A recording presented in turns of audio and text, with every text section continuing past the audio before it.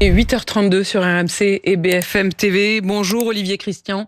Vous êtes le procureur national antiterroriste. Merci de prendre le temps de venir ce matin répondre à mes questions et pouvoir nous faire au fond l'état de la menace terroriste en France. Aujourd'hui, les éventuelles perspectives, les craintes que vous avez, le profil de ceux qui pourraient nous menacer. Ma question, elle est d'abord toute simple. Quel est l'état de la menace terroriste aujourd'hui au moment où on se parle ? Alors nous avons une menace qui, depuis fin 2023, tente à croître, avec une recrudescence de la menace qu'on appelle djihadiste, qui aujourd'hui se caractérise de plusieurs façons. Ce qui, peut-être pour parler en termes chiffrés, on a augmenté de 70% le nombre de procédures que nous avons ouvertes en 2024 par rapport à 2023 sur ce contentieux-là, qui devient, comme ça l'était déjà depuis quelques années, le principal contentieux sur lequel nous travaillons désormais. Ça veut dire que la première menace pour vous, et elle revient, c'est-à-dire que vous aviez l'impression qu'il y avait une sorte de reflux de cette menace du terrorisme islamiste. En tout cas, tel que nous mesurons par rapport au nombre d'enquêtes que nous ouvrons, oui, il y a un reflux de il y a un retour. De la menace djihadiste aujourd'hui, qui se caractérise principalement par une menace. Alors je fais plus trop la différence, en tout cas pas de cette façon-là, entre ce que pendant longtemps on a distingué entre la menace endogène et la menace exogène, parce qu'en fait l'ensemble de la menace terroriste djihadiste est aujourd'hui de nature exogène. Pour être très clair, si il n'y a pas aujourd'hui, on ne considère pas que le risque d'avoir des commandos qui viennent sur notre territoire constitue la menace la plus prégnante. C'est toujours des choses qui peuvent arriver, mais on y reviendra peut-être. Différents dispositifs qui ont été mis en œuvre permettent aujourd'hui de prévenir ce risque pour l'essentiel, d'autant que les calendriers des agendas des principales organisations terroristes internationales, que ce soit Daesh, l'État islamique au Khorasan ou Al-Qaïda, est moins tourné vers l'Europe occidentale que sur un agenda local pour eux aujourd'hui. Les deux autres formes de la menace exogène, elles se caractérisent soit sur ce qu'on appelle une menace commandée, soit sur une menace inspirée. La première, qui est la menace commandée, c'est-à-dire d'activer des personnes qui seraient déjà sur le territoire aujourd'hui, soit, et qui sont en général des personnes qui n'ont pas forcément quitté le territoire, mais qui, par le biais des différents réseaux qui existent, sont entrés en contact avec les organisations. Donc ils n'ont pas besoin de venir de l'étranger en quelque sorte, ils sont déjà mais ils sont en contact avec l'étranger. Et c'est pour ça que je l'appellerai la menace commandée, puisque c'est eux elle est quand même déclenchée de l'étranger. Et l'autre qui est une menace inspirée, qui est aujourd'hui sans doute la plus importante, qui est la menace qui est inspirée par la propagande massive qui est diffusée par les organisations internationales. L'État islamique peut-être au premier chef, et puis également Al-Qaïda. Et cette diffusion de propagande a un impact très fort sur donc des personnes qui sont ici, qui ne seront jamais en contact avec les organisations terroristes, ou en tout cas pas nécessairement, et qui vont, à partir des messages tels qu'ils sont envoyés, vont se convaincre d'une nécessité de passage à l'acte, et vont même utiliser des modes de passage à l'acte qui sont promus par cette propagande. Convaincre d'une nécessité du passage à l'acte, ça veut dire que c'est au fond une motivation chauffée par l'extérieur, si je puis me permettre, mais avec une détermination personnelle. On va revenir sur les différents drames qui ont échelonné les dernières années. Au fond, quand on vous entend, on pense aussi à ce qui s'est passé avec Dominique Bernard, avec ce qui s'est passé avec Samuel Paty, c'est-à-dire effectivement à un moment une sorte de motivation personnelle chauffée par cette propagande, comme vous dites. Olivier Christen, vous qui êtes le procureur national antiterroriste, je voudrais que maintenant que vous nous avez parlé de cette menace, qu'on voit aussi les profils. Qui sont ceux qui vous inquiètent aujourd'hui dans cette menace inspirée, comme vous dites? Alors, il y a une évolution qui est très nette des profils, là aussi, depuis 2023. C'est le moment où on voit cette bascule, qui est le très fort rajeunissement des personnes qui représentent aujourd'hui la menace. Je crois que ce qui est toujours important, c'est de vous donner quelques chiffres, parce que c'est beaucoup plus parlant. Si habituellement, nous avions entre 2, 3, 4 mineurs qui étaient mis en examen par an pour des faits de terrorisme, nous en avons eu 15 en 2023, 19 en 2024, 2024.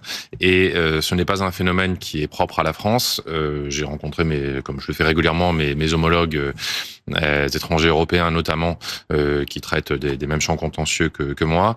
Et ce phénomène de rajeunissement des personnes qui passent à l'acte terroriste, ou en tout cas qui projettent de passer à l'acte, des mineurs, mais également quand on voit les majeurs, beaucoup ont moins de 20 ans. Très jeunes majeurs. Non, sont de très jeunes majeurs, et quelque chose qui est observé au niveau européen et qui a d'ailleurs fait l'objet d'un rapport d'Europol dédié.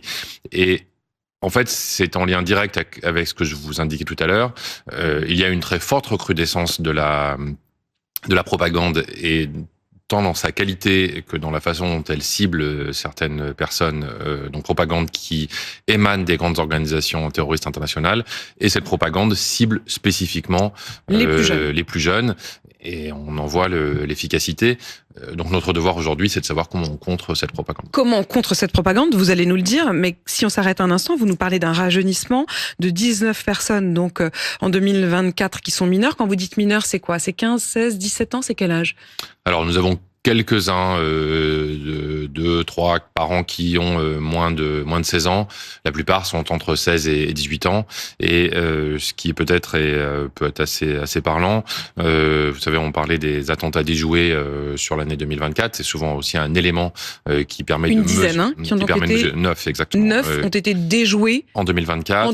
Quand il y en avait il y en avait eu 6 en 2023, 3 en 2022, 4 en 2021. Donc vous voyez là aussi, il y a eu une augmentation de cet autre critère d'évaluation de la menace. Et à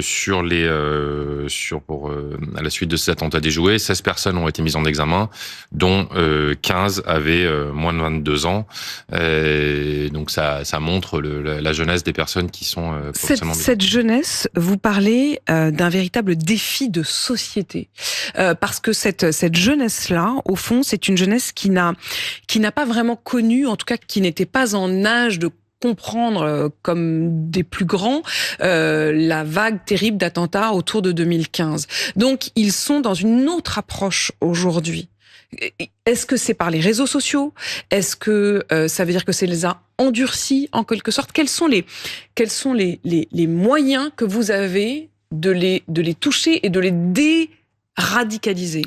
Alors, il faut qu'on travaille à plusieurs niveaux, peut-être pour avoir là aussi le spectre large, puisque c'est le sommet de l'intelligence artificielle qui se tient à Paris en ce moment. L'intelligence artificielle, cela va avoir un impact très fort aujourd'hui, à la fois sur la propagande qui est diffusée, mais aussi sur les instruments que cela doit nous permettre d'avoir pour lutter contre la propagande et pour mieux identifier la cible.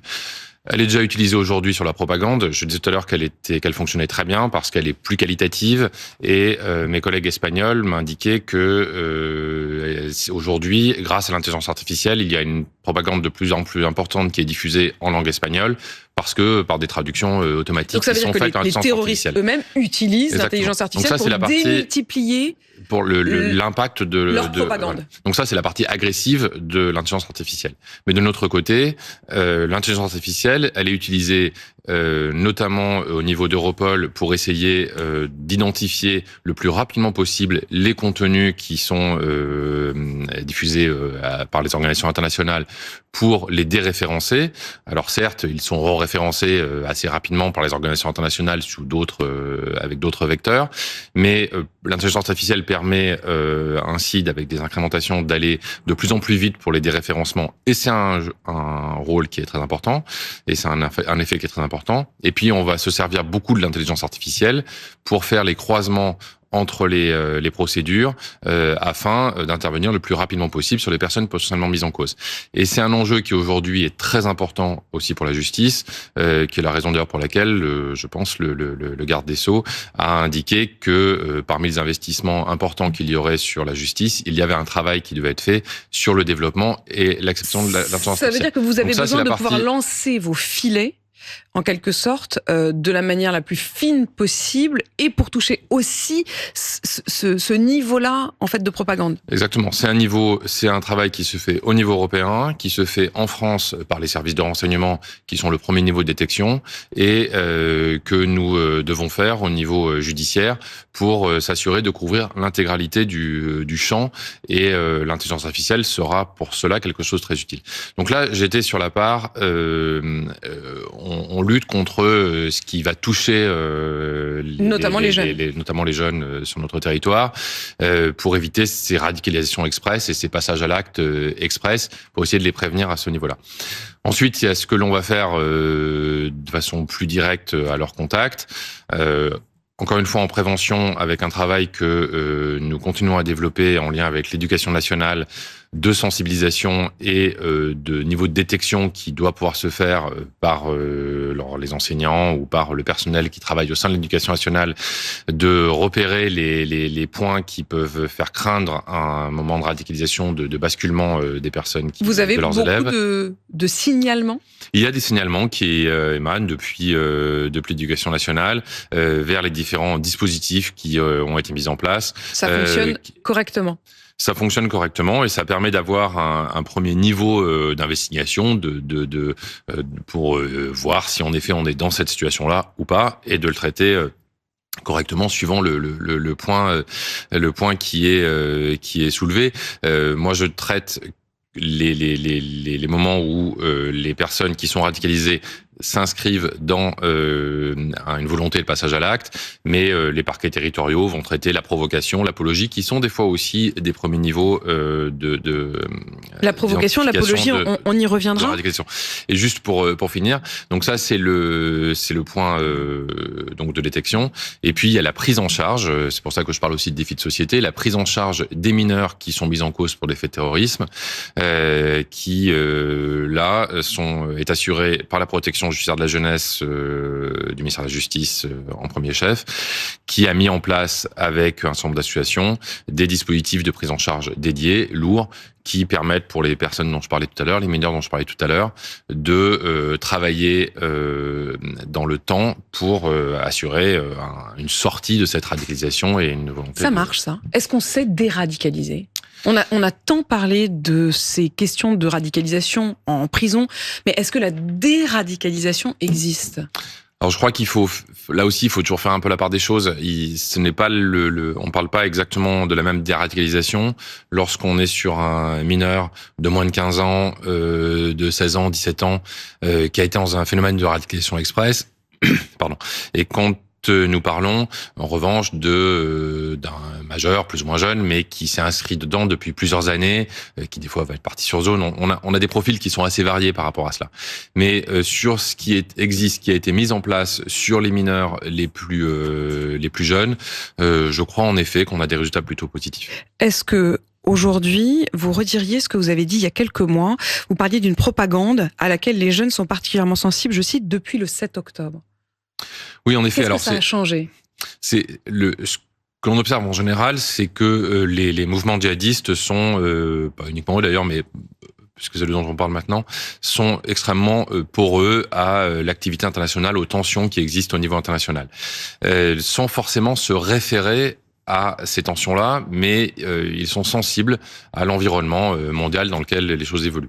Donc le 7 octobre a créé l'attaque terroriste du Hamas contre Israël a créé une déflagration et ce renforcement des tensions dans le Proche-Orient est quelque chose qui a eu un impact sur cette radicalisation. Mais je voudrais comprendre une chose. Est-ce que les jeunes aujourd'hui sont inspirés par les attaques? C'est-à-dire, est-ce que ça peut être une source d'inspiration? Non, ils sont pas inspirés. En revanche, ce qu'on a relevé, c'est un très fort renforcement des propos antisémites qui vont être tenus, avec des cibles antisémites qui sont beaucoup plus clairement exprimées dans les propos qu'ils vont avoir entre eux, et on observe une recrudescence de l'attrait vers cette propagande djihadiste qui est diffusée depuis le mois d'octobre, parce que l'actualité fait qu'il y a eu un regain d'intérêt pour eux, pour ce qui se passait au Proche-Orient. Olivier Christen, vous qui êtes donc le procureur national antiterroriste, sur la question de la situation aussi en Syrie. 2 mois après la chute du régime de Bachar el-Assad, est-ce que aujourd'hui vous considérez, notamment pour ce qui est des combattants français, je crois qu'on estime à environ 300 combattants français donc qui seraient sur place, et la question des femmes et des enfants de djihadistes, est-ce qu'aujourd'hui cette situation est sous contrôle ? Alors on parle de 3 situations qui sont très différentes. Il y a les combattants français, qui sont dans ce qu'on appelle le nord-ouest syrien, la poche d'Idlib, qui sont autour d'un individu dont les médias ont régulièrement parlé, qui est Omar Diaby, qui sont identifiés comme étant autour d'une quarantaine, cinquantaine. On sait où ils sont. On connaît leurs faits et gestes. Partie de la Syrie ils se trouvent, et ce sont des individus qui, pour certains, avaient des liens avec le HTC durant une certaine période, qui après se sont séparés de ces derniers et qui sont plus proches de la tendance caïdiste, et qui sont l'objet d'une attention pour identifier exactement où ils sont au moment où nous parlons sur donc cette partie du territoire syrien. Il y a un certain nombre d'individus qui sont probablement toujours dans les rangs de Daesh. C'est la partie qui est la plus complexe, la plus difficile à identifier, parce que il s'agit d'individus dont pour certains nous n'avons plus aucune nouvelle depuis des fois des années, et c'est donc il est difficile de savoir s'ils ont disparu, s'ils sont morts, mais sur lesquels on reste attentif au moindre signal qui laisserait penser qu'ils sont toujours en vie et éventuellement toujours actifs. Il faut savoir qu'évidemment ils sont en phase de dissimulation totale, donc c'est pour ça que cela est assez complexe. Et puis enfin il y a ceux qui sont actuellement dans les camps, vous y faisiez référence il y a un instant, dans les camps tenus par les Kurdes. 66 femmes, 65 hommes, qui sont pour les femmes avec les enfants, qui eux aujourd'hui sont parfaitement identifiés, et qui sont tous, mais c'est le cas aussi des précédents dont j'ai parlé, toutes ces personnes-là sont l'objet de mandats d'arrêt ou de mandats de recherche émis par les autorités judiciaires françaises, afin que s'ils venaient à être, alors pour les camps donc ils sont localisés, mais pour les autres, s'ils venaient à être localisés, et surtout s'il apparaissait qu'ils tentent de passer les frontières et qu'ils soient appréhendés à ce moment-là, nous ayons les cadres juridiques qui permettent de donner des suites judiciaires. Est-ce que vous pouvez nous en dire plus sur la femme d'Amini Coulibaly, Hayat Boumedienne? Est-ce qu'elle a été repérée? Est-ce que l'on sait si sa motivation est toujours intacte? Alors, je peux pas vous en dire beaucoup plus. Ce que je peux vous dire simplement, c'est que elle a été d'une part condamnée par défaut par la cour d'assises spécialement composée de Paris. À la suite des attentats de Charlie Hebdo, et que aujourd'hui il y a des investigations qui sont en cours pour identifier où elle peut se trouver et surtout être en mesure de l'appréhender dès lors que nous serons en capacité de le faire. Une question sur les prisonniers palestiniens libérés en échange des otages. On sait que certains avaient été condamnés pour des actes terroristes, notamment les responsables de l'attaque qui avaient fait plusieurs morts parmi les étudiants, dont un Français à l'université de Jérusalem. Certains ne sont pas renvoyés forcément à Gaza, mais plutôt dans des pays tiers, notamment le Qatar et la Turquie. Est-ce qu'ensuite, on sait s'ils peuvent représenter une menace, y compris pour l'Europe, et est-ce qu'on sait ce qu'ils deviennent ?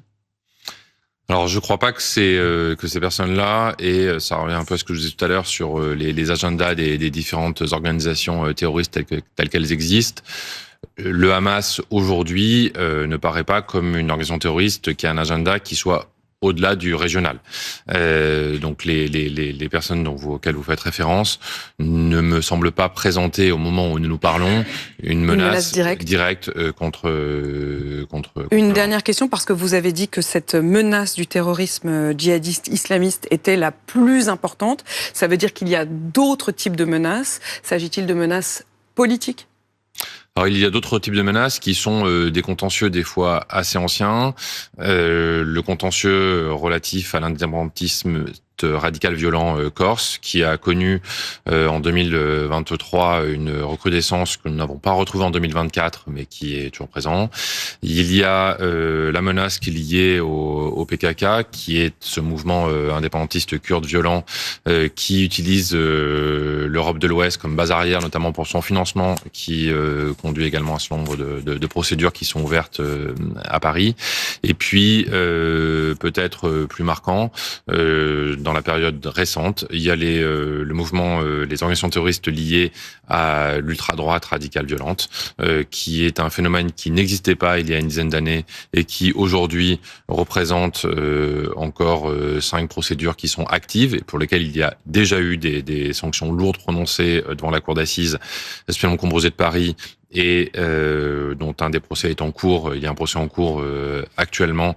Il y en aura un autre au mois de juin sur d'autres parts de cette mouvance. Donc c'est une mouvance qui appelle une attention spécifique. Ça n'a rien à voir en volume par rapport à celle dont on parlait auparavant, mais qui existe. Et puis il y a la mouvance, les dangers qui sont créés par une forme de retour du terrorisme dit d'État, qui sont lorsque des États étrangers vont utiliser, c'est le mode d'action, des proxys, c'est-à-dire des membres, en l'occurrence de la criminalité organisée, qui sont présents en Europe de l'Ouest, pour commettre des attaques contre leurs opposants ou contre les personnes qui représentent les intérêts. Un très grand merci d'avoir pris le temps ce matin de nous faire cet état donc de la menace terroriste en France. Olivier Christen, vous qui êtes procureur national antiterroriste, il est 8h53 sur RMC et BFM TV.